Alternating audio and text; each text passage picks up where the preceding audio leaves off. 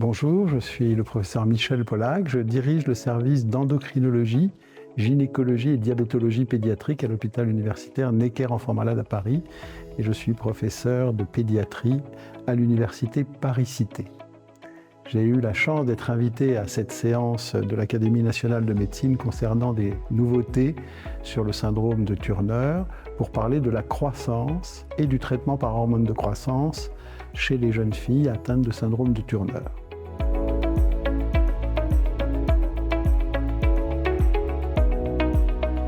Première chose, c'est de replacer la croissance et le traitement par hormone de croissance dans une approche holistique, une approche globale des enfants, des filles atteintes de syndrome de Turner.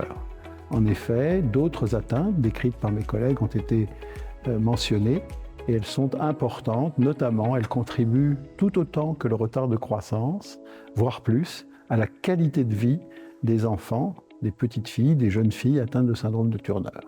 La croissance de ces jeunes filles est altérée de manière quasi constante, quel que soit le karyotype, tant et si bien que la taille habituelle à l'âge adulte, la taille moyenne, est d'1,42 m, ce qui peut être considéré comme effectivement petit et qui peut créer des difficultés dans la vie quotidienne.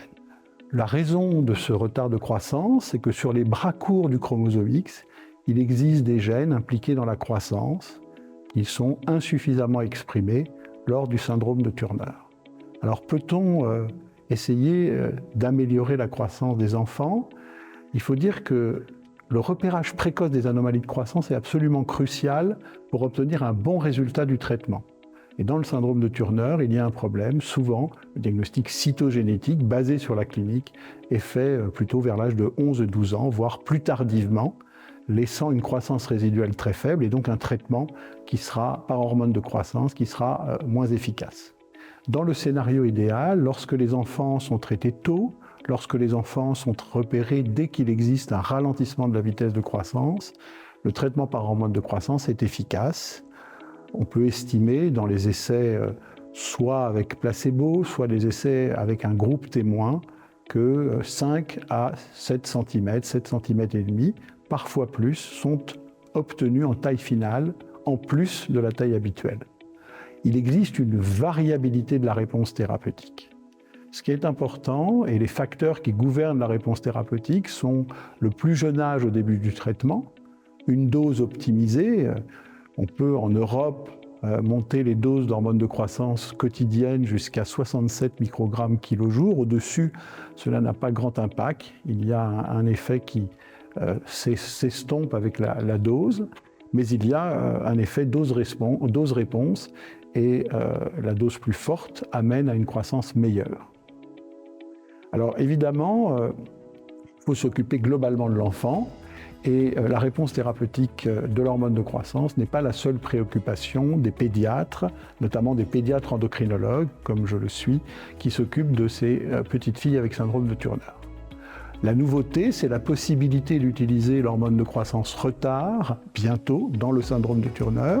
Des résultats émanant de Chine montrent une réponse tout à fait superposable à la réponse qu'on obtient avec l'hormone de croissance quotidienne.